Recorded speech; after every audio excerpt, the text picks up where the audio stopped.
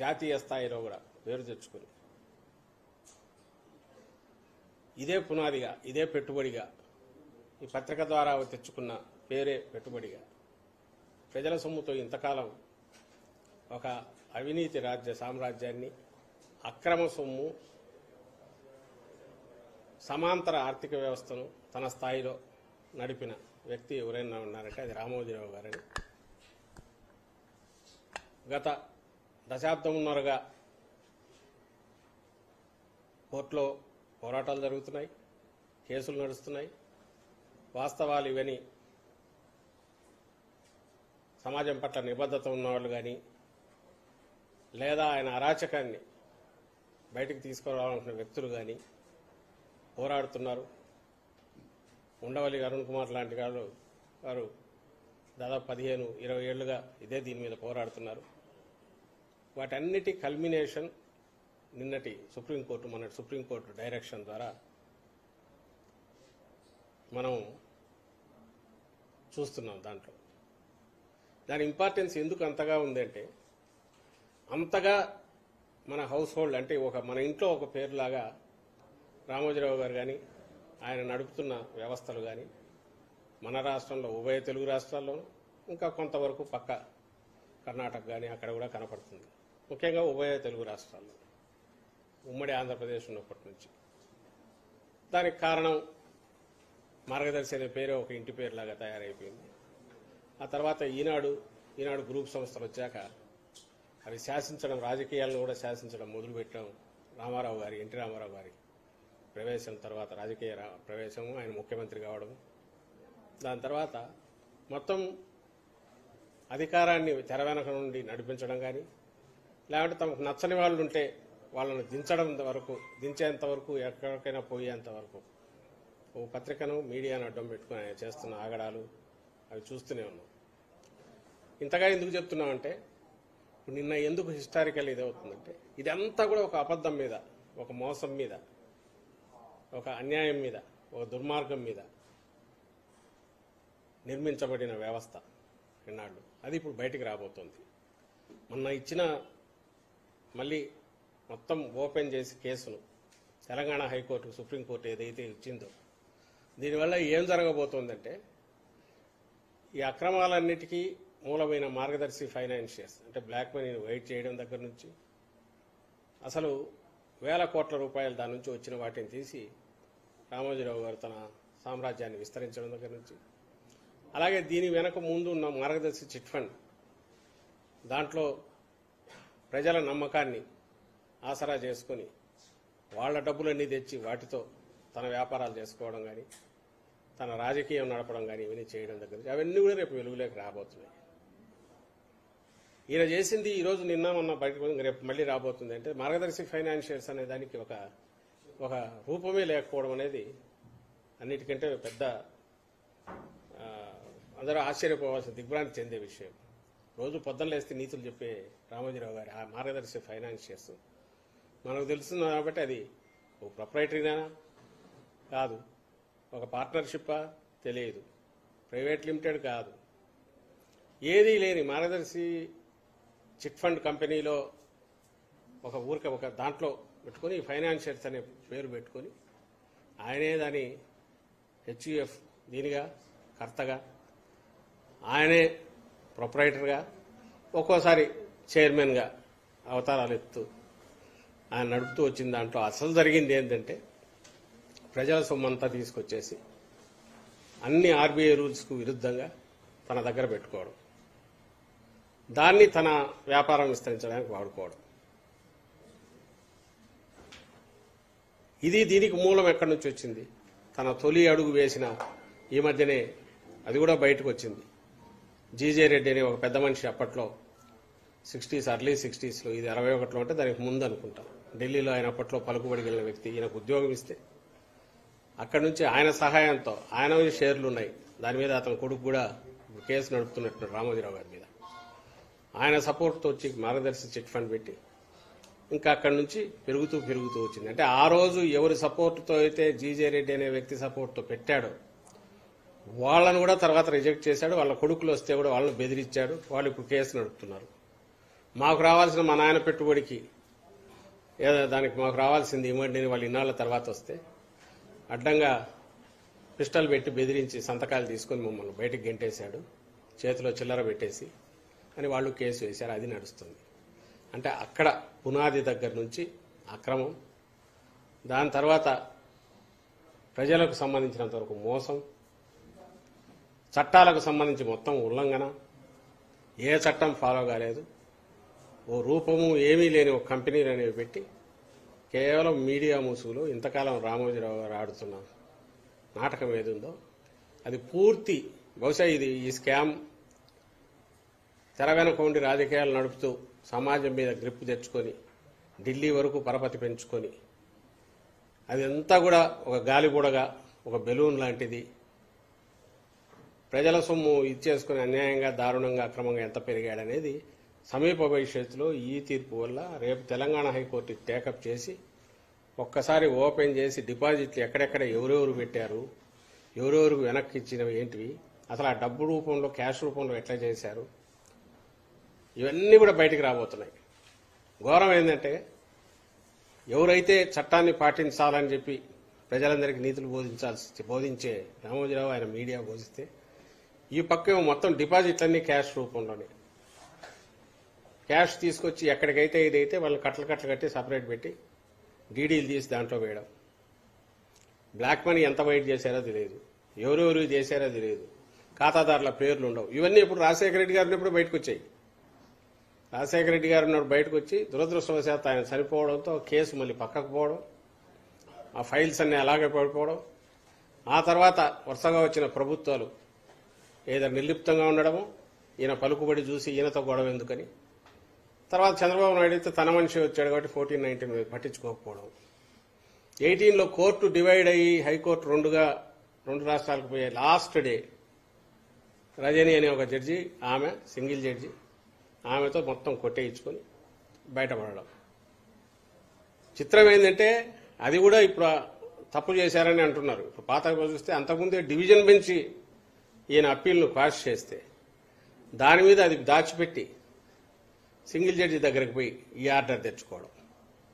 అందరూ high court divide అవుతున్న హడావుడిలో ఉన్నప్పుడు ఈ ఆర్డర్ తెచ్చేసుకొని అప్పుడు బయటపడితే మళ్ళీ తర్వాత ఉండవల్లి అరుణ్ కుమార్ గారు సుప్రీంకోర్టుకు పోవడము, తర్వాత స్టేట్ గవర్నమెంట్ ఇంప్లీడ్ కావడం, ఇవన్నీ మీరు వార్తలు కూడా చూసి ఉంటారు.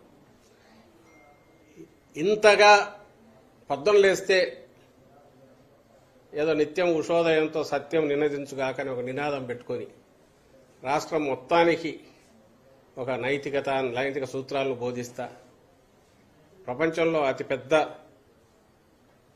దీనికి సంబంధించి ఏమంటారు ధర్మాలు, అన్ని ధర్మాలు పాటించే వ్యక్తిగా, సంస్థలుగా చెప్పే ఆ గ్రూపు సంస్థలు ఏ పునాదుల మీద ఉన్నాయని తెలిస్తే, ఎంతవరకు దీని లోతులు ఉన్నాయని చూస్తుంటే భయమేస్తుంది, ఆందోళన కలుగుతుంది. మన వ్యవస్థనే ఇంత ఇదిగా ఒక డొల్లరాగా తయారైందా ఇలాంటి వాటి వల్ల అని అనిపిస్తుంది. వాళ్ళు ఇచ్చే ఇన్ఫ్లుయెన్స్ కేవలం ఒక ఎవరన్నా ఆర్థిక ఉగ్రవాదులు, లేక ఇంకొకరు పరారీలో పోయిన వాళ్ళు ఉన్నారు, లేకుంటే మాఫియా డాన్లు ఉన్నారు. వాడు చట్టానికి దూరంగా ఉండి అక్రమాలు చేయడం వేరు, అక్కడ ఎదగడం వేరు. మాఫియా డాన్లు కానీ ఇంకోరు కానీ ఇక్కడ ఉంటే ఈ చట్టాలనే వాడుకొని, వీటిలో లొసుగులనే వాడుకొని, సమాజంలో పరపతిని పెంచుకొని, దాని మీదనే ఒక పెద్ద ఆకాశ హర్మాన్ని నిర్మించడం, ప్రపంచంలోనే అతిపెద్ద నైతిక రుజువర్తన కలిగిన మహాప్రవక్తల్లాగా వీళ్ళు బయటికి రావడం, అక్కడి నుంచి రాజకీయాలు కూడా శాసించేంత వరకు పోవడం, ఇదే ఆందోళన కలిగించే విషయం. అలాంటి ఒక క్లాసిక్ కేసు ఏది అని అంటే ఈరోజు రామోజీరావు, ఈనాడు గ్రూపు అండ్ మార్గదర్శి గ్రూపు సంస్థలు, వీటి భాగవతం అంతా దీంట్లో బయటపడుతుంది. అంటే ఫ్యూచర్లో మన చట్టాలు చేసుకున్నా ఎంత జాగ్రత్తగా ఉండాలి, లేదా ఇలాంటి వాటికి అవకాశాలు ఎట్టున్నాయనేది మొత్తం తెలిపే క్లాసిక్ కేసు అవుతుంది ఇది, హిస్టారికల్ దీనికి సంబంధించి. అందువల్ల దీని సిగ్నిఫికెన్స్ ఇంతగా ఉంది. వచ్చే రోజుల్లో ఇవన్నీ బయటకు వస్తాయి, కంప్లీట్ బయటకు ఖచ్చితంగా వస్తాయి. ఇవి బయటికి తీస్తున్న కొద్దీ ఆయన ఎంత రెచ్చిపోతున్నాడో ఆయన పత్రికలోనే కనపడుతుంది. ఎంతగా వాంతి చేసుకుంటున్నాడో, ఎంతగా పైత్యం ఎక్కువైపోయిందో. ఈరోజు జగన్మోహన్ రెడ్డి గారి మీద కానీ ఇంకొకటి బహిరంగ కోర్టులోనే మొన్న మాకు ప్రభుత్వం వ్యతిరేకంగా ఉందన్నారంట. అంటే సుప్రీంకోర్టు ఆయన జడ్జీలు అన్నారట, మీరు ప్రభుత్వానికి వ్యతిరేకంగా ఉన్నారు కదా అని.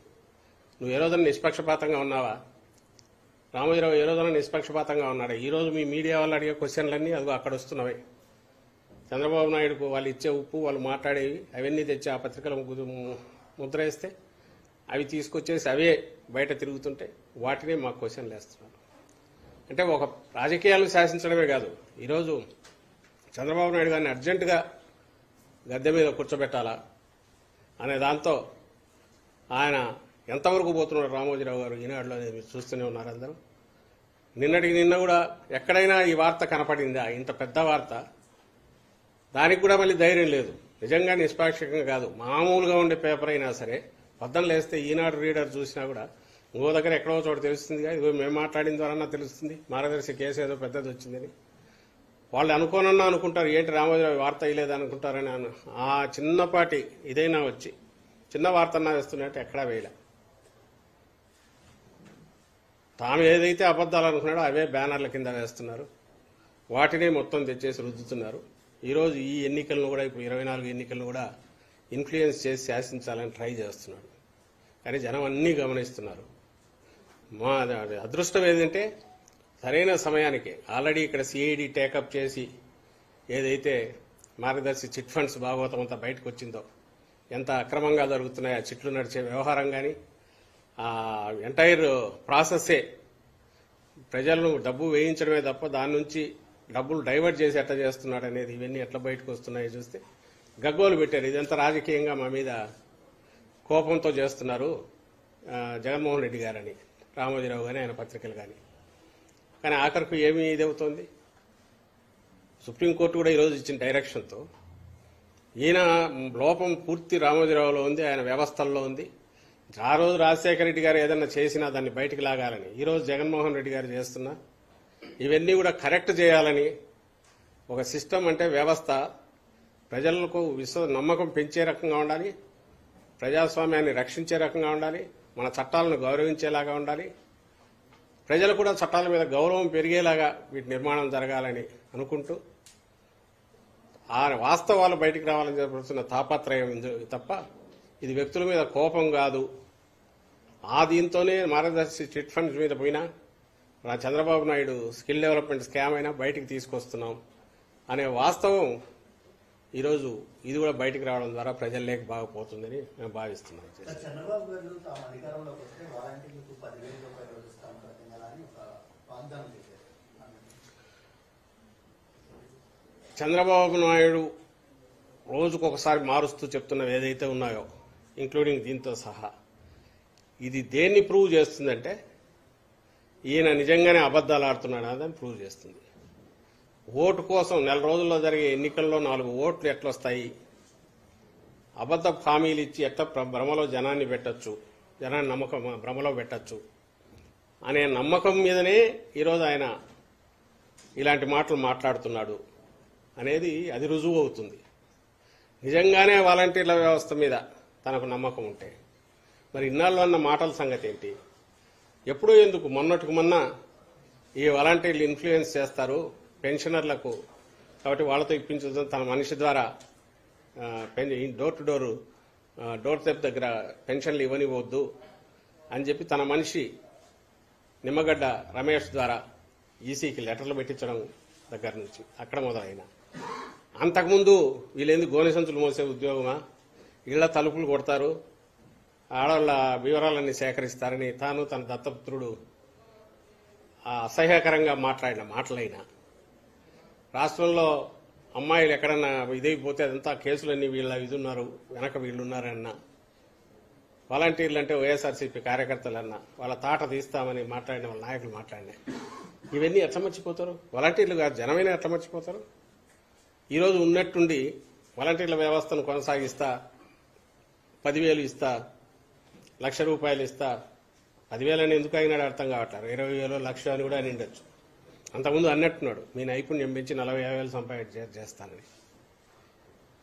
ఈ ముందన్నవి ఎప్పుడైతే అంతగా రాగానే ఆ వ్యవస్థనే తీసేస్తాను అని ఎప్పుడైతే అన్నాడో వాటిని పక్కకు తోసేసి ఉన్నట్టుండి ఇది అనడంతో ఈయన ఎంత అబద్ధాల కోరు ఈ రోజుకు మారలేదు. 95లో ఎట్లున్నాడో 2024లో కూడా అట్లే ఉన్నాడు. 14లో ఎట్లా మోసం చేశాడో అంతకు డబుల్ మోసం ఈసారి చేస్తాడని ప్రజలకు బాగా అర్థమైంది ఈ మాట మాట్లాడడంతో. ఇప్పుడు వ్యవస్థను కొనసాగిస్తానంటున్నాడు.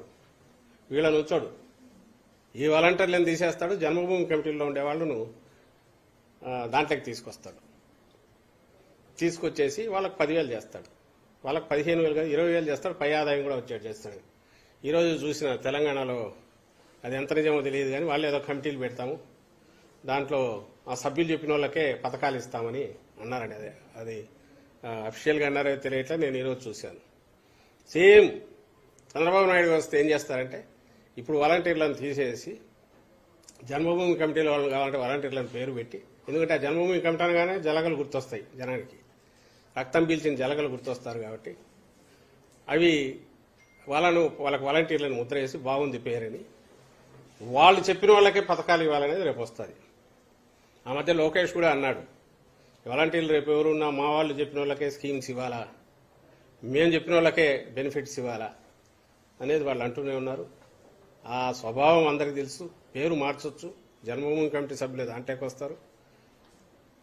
అలాగే కింద వాళ్లకు ఆదాయం వచ్చేటట్టు, అవినీతి పెరిగేటట్టు పూర్వం ఏది ఉందో ఆ రోజులు మళ్లీ తీసుకొస్తారు చంద్రబాబు నాయుడు. అది మాత్రం ఖాయం.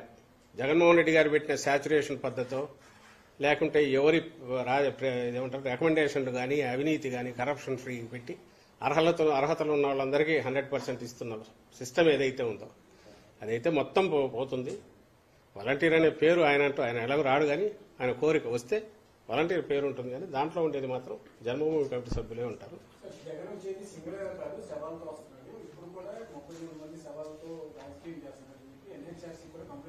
అదే ఎంత దారుణం చూడండి. 3 పార్టీలు పెట్టారండి, నేను చూశాను. ఏ రోజైతే నేను ఇంతకుముందు అన్నట్టు నిమ్మగడ్డ రమేష్ అనే వ్యక్తి ద్వారా వాలంటీర్లతో ఇంట్లకు పంపించొద్దని ఇచ్చాడు, అది ఎంత అడ్డం కొడుతుందో వాళ్ళకు బూమరాంగా వెనక్కు తగులుతుందని గమనించినప్పటి నుంచి గంగవేరులు ఎత్తిపోయి ఆ రోజు నుంచి వరుస పెట్టేసి మేము వాళ్ళని వద్దన్నాం కానీ ఇళ్ల దగ్గర ఇవ్వద్దని లేదు కదా. ఒకసారి వాళ్ళని వద్దన్నాం కానీ 130,000 మంది మరి సచివాలయ ఉద్యోగులు ఉన్నారు, వాళ్ళతో ఇంటికి ఇప్పించవచ్చు కదా అని ఇంకోసారి ఇది అంటున్నా కానీ ఎప్పుడైతే ఆయన చేసిన చంద్రబాబు నాయుడు చేసిన పనితో సెక్రటేరియట్కి వచ్చి వృద్ధులు చనిపోతే అది ఆసరా చేసుకుని ఆ చావును మళ్లీ తీసుకొచ్చేసి దాన్ని రాజకీయం చేసి మా మీద వేయాలని చూసి రీజను చంద్రబాబే.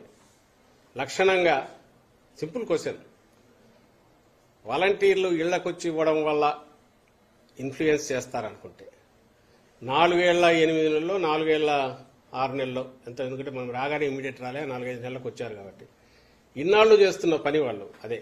ఇన్నాళ్లు చేసిన ఇన్ఫ్లుయెన్స్ ఈ 1 నెలలో అయితే పోదుగా. ఆ మాత్రం కామన్ సెన్స్ ఆయనకు లేదు, ఆలోచన లేదు. ఇన్ఫ్లుయెన్స్ ఏం చేస్తారు? వాలంటీర్ సిస్టమ్ పెట్టడం అనేది కాదు. నువ్వు జన్మభూమి కమిటీ పెట్టావు, వాలంటీర్ వ్యవస్థ పెట్టావు, దాని ద్వారా మేము చేయించిన మంచి పనులు ఏమున్నాయి ఆ సిస్టమ్ ద్వారా, అవి ప్రజలకు ఎప్పుడైతే నేరుగా అందుతున్నాయో దానివల్ల వీళ్ళ వాలంటీర్లకు ఇంపార్టెన్స్ పెరిగింది, దానివల్ల ఆ సిస్టమ్ సక్సెస్ అయింది తప్ప పర్సే ఏదో 2,60,000 మందిని పెట్టినందువల్ల వాళ్ళ ఇన్ఫ్లుయెన్స్ పెరగడం అనేది ఉండదు. 10 లక్షల మందిని పెట్టే పెరగదు. అదే నేను ఎప్పుడు అంటుంటా, వీళ్ళు కాదు బెనిఫిట్స్ తీసుకునే వాళ్ళు ఉన్నారు, వాళ్ళు ఆల్రెడీ ఇన్ఫ్లుయెన్స్ అయి ఉన్నారు. దేంతో ఇన్ఫ్లుయెన్స్ అయి ఉన్నారు? ఇదిగో ఇక్కడ జగన్మోహన్ రెడ్డి అనే లీడర్ ఉన్నాడు, ఈయన మాత్రమే చెప్పిన మాట మీద చెప్పిన దానికంటే ఎక్కువ మా బతుకులు బాగుపరుస్తున్నాడు, చెప్పిన హామీలన్నీ పూర్తి చేసి మాకు ఖచ్చితంగా ఏమేమి ప్రామిస్ చేశాడో అవి ఇస్తున్నాడు, ఈయన పాలనలో మా బతుకులు బాగుపడినాయని వాళ్ళు ఆల్రెడీ ఇన్ఫ్లుయెన్స్ అయినారు. వాళ్ళని నువ్వు ఎట్లా మారుస్తావు? చంద్రబాబు నాయుడు మార్చగలడా వాళ్ళను? వీళ్ళను మార్చాలని చూసి ఆ ప్రాసెస్ లో వీళ్ళని రానికుండా చేయాలని చెప్పి ఆ ప్రాసెస్ లో ఆ ఆత్రంలో వృద్ధులు కొంతమంది ఇది లేని వాళ్ళు రోడ్డు మీదకి వచ్చి ఎండలకి ఎదిగితే ఇప్పుడు అది తెచ్చి మా మీద పెట్టాలని చూడడం, గవర్నమెంట్ మీద పెట్టాలని చూడడం, వైఎస్ఆర్సీపీ నిందించాలని చూడడం, ఆయనకు ఏం దిక్కు తెలియట్లేదు. డెస్పరేషన్ తప్ప ఏం ఉన్నట్లేదు. ఈ డెస్పరేషన్ లో ఏం చేస్తున్నాడో కూడా అర్థం కావట్లేదు. 4 రోజులు వరుస పెట్టి మా ముగ్గురం కలిసి రాస్తా అంటే జనం నమ్ముతారు. జగనే ఇది చేశాడు, జగనే ఇది చేశాడు, జగనే ఇది చేశాడంటే జనం నమ్ముతారు అనే భ్రమలో కొట్టుకుంటున్నట్టున్నాడు. అందుకే వరుస పెట్టి ఈసీకి రాశారు, సిఎస్కి రాశారు, అండ్ ఇప్పుడు ఎన్హెచ్ఆర్సీకి రాశారు. బహుశా యూఎన్ఓ కూడా రాస్తారేమో ముగ్గురు కలిసి రేపు ఎల్లుండో. ఇట్లా జగన్మోహన్ రెడ్డి గారికి చేస్తున్నారు, ఆయన వల్లనే ఇదేందని రాస్తారేమో. కానీ నేను ఇంతకుముందు అన్నట్టు రాష్ట్రంలో ఉన్న ప్రజలందరికీ ఏం జరుగుతుందో తెలుసు. ఏమైనా బయటపడితే చంద్రబాబు నాయుడు డెస్పరేషనే దీంట్లో బయటపడుతుంది. ఎందుకంటే తీర్పు, ప్రజల తీర్పు క్లియర్గా కనపడుతుంది. రైటింగ్ అది వాళ్ళు క్లియర్గా ఉంది, చూస్తున్నాడు. అందుకోసం ఇట్లాంటివన్నీ పొద్దుపోని మాటలని మాట్లాడుతున్నారు. సార్, ఓటమి భయంతోనే వైసీపీ హింసా రాజకీయాలు చేస్తుందని పల్నాడు, తర్వాత మచిలీపట్నం, ప్రకాశంలో జరిగిన కొన్ని దాడులు టెస్ట్ కేసులు చూపిస్తున్నారు చంద్రబాబు. ఎంత అన్యాయం! ఇప్పుడు మచిలీపట్నంలో జరిగింది, ఎవరో మా వాళ్ళని కొట్టారు. కొడితే ఎమ్మెల్యే ఇదేం అన్యాయమే అని అడిగాడు. నిన్న ఒంగోలులో జరిగింది, నేను విన్నంతవరకు చూసినంత వరకు వాలంటీర్ దీనికి రాజీనామా చేసి ఎలక్షన్ క్యాంపెయిన్లో మా పార్టీ వాళ్ళతో వెళ్తున్నాడు. వెళ్తుంటే నువ్వెందుకు వచ్చావని వాళ్ళెవరో అడ్డం పడినారు, టీడీపీ ఫ్యామిలీ ఎవరో అంటే. దాన్ని అక్కడ స్టార్ట్ చేసింది, గొడవ చేసింది వాళ్ళు. వాలంటీర్ ఎందుకు వచ్చారని అడిగే హక్కు నీకేముంది? వాలంటీరు వచ్చినందువల్ల అందులో రాజీనామా చేసిన వ్యక్తి అక్కడికి వస్తే అడగడం వాళ్ళ తప్పు. గొడవ మొదలు పెట్టింది వాళ్ళు. గొడవ పెట్టి ఆ గొడవలో ఏదైనా జరిగితే మళ్ళీ నింద మా మీద వేయాలి. రేపు ఎన్నికల్లో తీర్పు ఏదనేది ఖచ్చితంగా ల్యాండ్ స్లైడ్ మెజారిటీతో విక్టరీ మాకు రాబోతోందని తెలిసిన తర్వాత వైఎస్ఆర్సీపీకి గంగవేరులెత్తి ఓట్ల దగ్గర నుంచి ఇలాంటి వాటి దగ్గర నుంచి ఎక్కడ పడితే అక్కడ ఇంకా ఏది కాకపోతే దాన్ని ఏమంటారు ఆఖరకు ఏదేదో గొడ్డలి, అది ఈ మధ్య మానేసినాడు గొడ్డలి అనడం. బహుశా బీజేపీ వాళ్ళు అన్నట్టున్నారు, ఎందుకంటే షర్మిలమ్మ కాంగ్రెస్ తరఫున నిలబడింది, నువ్వు ఆమెను ప్రమోట్ చేస్తున్నావు అన్నట్టున్నారు. అది కొంచెం వెనక్కు తగ్గినట్టు కనపడుతున్నాడు, తెర వెనక నుంచి సపోర్ట్ ఇస్తూ. లేదా ఓట్లు ఏమైనా ఎక్కువ దిగుతాయని భయపడుతున్నాడు. ఏ రాజకీయ నాయకుడు కాదు, ఒక వ్యక్తిగా కూడా సమాజంలో, సభ్య సమాజంలో మాట్లాడాల్సిన భాషను వదిలేసి అడ్డగోలుగా మాట్లాడడం దగ్గర నుంచి, చిల్లర చేష్టల దగ్గర నుంచి, అండ్ వెకిలితనం దగ్గర నుంచి, ఆఖరుకు నిస్పృహతో హిస్టరీ అని అవన్నీ హిస్టీరిక్గా మాట్లాడడం దగ్గర నుంచి, డెలీరియంలో సంధి అవస్థలో ఉండేవాడు మాట్లాడే భాష నుంచి, ఇవన్నీ చంద్రబాబుతో మొదలై ఆయన దత్తపుత్రుడికి అంటుకుంది. ఇప్పుడు ఆమె పురంధేశ్వరు కూడా నిన్ననే ముగ్గురు ఎక్కినట్టున్నారు ఒకే స్టేజ్, వాళ్లకు మొదలైంది. నాకు తెలియక ఇప్పుడు ఇంత దీంట్లో ఈ మొత్తం ప్రాసెస్లో ఇది ఏదైతే జరుగుతుందో, రేపు తీర్పుకు సాకుల కోసం ఈరోజు వెతుకుతున్నారు. ఆ సాకులు ఏవి ఉంటే అది చూపిస్తున్నారు. ఈసీ వచ్చాక నేను మీడియాకు రిక్వెస్ట్ చేస్తున్నా, కేసులకు సంబంధించి మా వాళ్ళ మీద ఎన్ని కేసులు పెట్టారో చూడండి, అక్కడ ఎన్ని కేసులు పెట్టారో చూడండి. బహుశా జగన్మోహన్ రెడ్డి గారు ఎప్పుడైతే ఎన్నికల కోడ్ వచ్చినప్పటి నుంచి తాను ఎంత డిస్టెన్స్ మెయింటైన్ చేస్తున్నాడో, ఇక్కడ కూడా మళ్ళీ కంపేర్ చేసుకోవాలి చంద్రబాబు నాయుడు. నేను లాస్ట్ టైం ప్రెస్ కాన్ఫరెన్స్లో చూపించాను, 19 ఎన్నికలప్పుడు ఆయన ఎట్లా బిహేవ్ చేశాడు. కోడ్ వచ్చాక సీఈఓ దగ్గరికి వెళ్ళి హడావుడి చేసి టెర్రరైజ్ చేసే ప్రయత్నం ఎట్లా చేశాడు చంద్రబాబు నాయుడు, ఆ రోజు చూశారు. ఈరోజు జగన్మోహన్ రెడ్డి గారు ఎప్పుడైతే కోడ్ వచ్చినప్పుడు తను డిస్టెన్స్ జరిగారు. అధికార యంత్రాంగం సిఎస్ గారి ఆధ్వర్యంలో, డీజీ గారి ఆధ్వర్యంలో ఆ వ్యవస్థలు ఎట్లా నడవాలని అవి నడుస్తున్నాయి. దానికి ఏదైనా ప్రూఫ్ కావాలంటే మీరే చూస్తే, మాకు నోటీసు వస్తున్న వాళ్ళే రోజు మళ్ళీ పెడుతున్నారు. జగన్మోహన్ రెడ్డి గారికి నోటీసు, ఇంకోరికి నోటీసు, వాళ్లకు వైఎస్ఆర్సీపీ నాయకులకు నోటీసులు అని పెడుతున్నారు. అలాగే కేసులు బుక్ అవుతున్నాయి మా వాళ్ళ మీద. ఎక్కడ ఆప్షన్స్ ఎవరు స్పేర్ చేయట్లా. ఎట్లా సాధ్యమైందంటే నిష్పాక్షికంగా ఉన్నాం కాబట్టి, నిష్పాక్షికంగా ఉండాలనే ఆలోచన ఉంది కాబట్టి, ఎలాగూ హ్యాండ్స్ డౌన్ నిష్పాక్షికంగా ఎన్నికలు జరిగితే నేను ఇంతకుముందు అన్నట్టు ల్యాండ్ స్లైడ్ విక్టరీ వైఎస్ఆర్సీపీది. ఇంకా మేమెందుకు వర్రీ అవుతాం? వాళ్ళు వర్రీ అవుతున్నారు. వర్రీ ఇదిగో ఇవన్నీ తీసుకొస్తున్నాం, వాడే కొడతాడు, కొట్టించుకుంటాడు ఆ ప్రాసెస్లో. అది తీసుకొచ్చేసి ఆ ఈనాడులో పెద్ద చేస్తారు, జ్యోతిలో పెద్ద చేస్తారు. ఇదిగో ఇక్కడ ఈ ఘోరం జరిగిపోయింది అంటారు. కేసులో అంతా చేస్తే ఎవరంటే ఇనిషియేట్ చేసి గొడవ చేసేది వాళ్ళు చేస్తారు. సో నిన్న కూడా అంతే, ఇవి 4 ఇన్సిడెంట్లు కలపడము, అది జనరలైజ్ చేసి హింస పెరిగిపోయింది అని అనడం. ప్రజలు అన్నీ గమనిస్తున్నారు. వీటిని ఏమీ లెక్కలేకేసుకోవట్లే. మీ ఆగింతం కానీ, మీ చంద్రబాబు నాయుడు ఆగింతం కానీ, ఆయన అరాచకం కానీ, ఆయన మాటలు అన్నీ కూడా రెచ్చగొట్టే మాటలు కానీ, ఇవన్నీ కూడా డెస్పరేషన్ నుంచి వస్తున్నవి అనేది ప్రజలకు కూడా బాగా తెలుసు. చేశారు. సార్, ఇప్పుడు సోషల్ మీడియాలో ఒకటి వైరల్ చేస్తున్నారంటే అభ్యర్థులు మార్చేస్తారని, అంటే ఇది కేవలం ఒక కన్ఫ్యూజన్ క్రియేట్ చేయడానికి అనుకోవచ్చా? అంతే, ఇంక వేరే ఏముంది? నాకు తెలియక అడుగుతా. దాదాపు మా ఎక్సర్సైజు నాకు గుర్తుని 3-4 నెలల నుంచి మొదలైంది.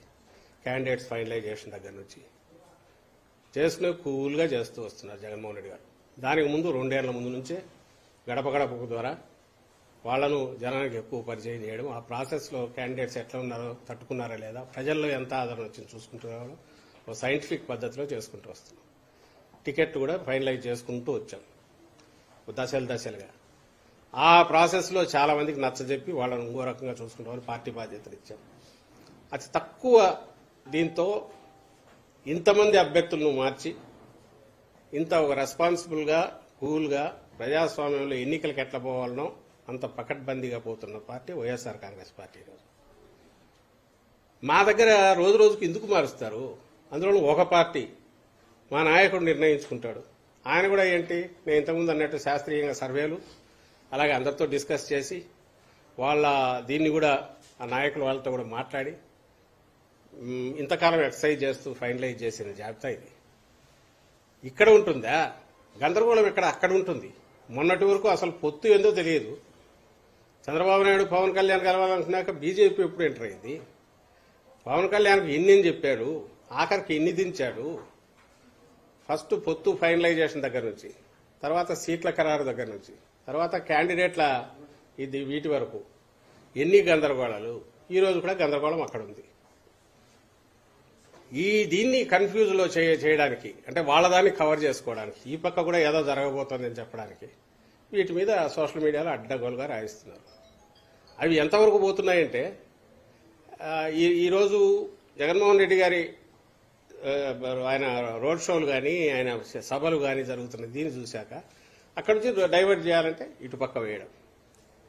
రీజన్ ఏదంటే ఎవరో ఇక్కడ జాయిన్ అయినారు కాబట్టి వాళ్ళని చేస్తారని. ఇదే తెలుగుదేశం పార్టీనా అంటే ఎత్తిపోయి దివాలా తీసే టైంలో ఆ టైంకు ఎవరు దొరికితే వాళ్ళని తీసుకుని ఏదైనా చేసుకోవడానికి. ఇది వైఎస్ఆర్ కాంగ్రెస్ పార్టీ సిస్టమేటిక్గా ఆర్డర్లో నడుస్తుంది. చేంజెస్ అనేవి చేంజెస్ కోసం ఉండవని ఫస్ట్ నుంచి చెప్తున్నాం. ప్రతిసారి మేము అనౌన్స్ చేసినప్పుడల్లా అడిగేవాళ్ళు ఇంకా ఎన్ని ఉంటాయని. అవసరం ఉంటే ఎన్ని ఉంటాయో అన్ని ఉంటాయి. బట్ కేవలం ఏదో 4 వ్యక్తులు వచ్చినారనో, లేక దాన్ని ఏమంటారు ఈ రకంగా క్యాస్ట్లు మార్చాలనో, లేక అవతల దీని గురించి ఇచ్చేయాలనో అప్పటికప్పుడు ఏదో తాత్కాలికమైన దీంట్లో జరగాల్సిన అవసరమూ లేదు, జరిగే పరిస్థితి కూడా లేదు. ఖచ్చితంగా టీం ఏదైతే ఉందో అది బ్రహ్మాండంగా ఉంది. దీనికి సంబంధించినంత వరకు ఇది యాజ్ ఇట్ ఈజ్ ముందుకు వెళ్తుంది.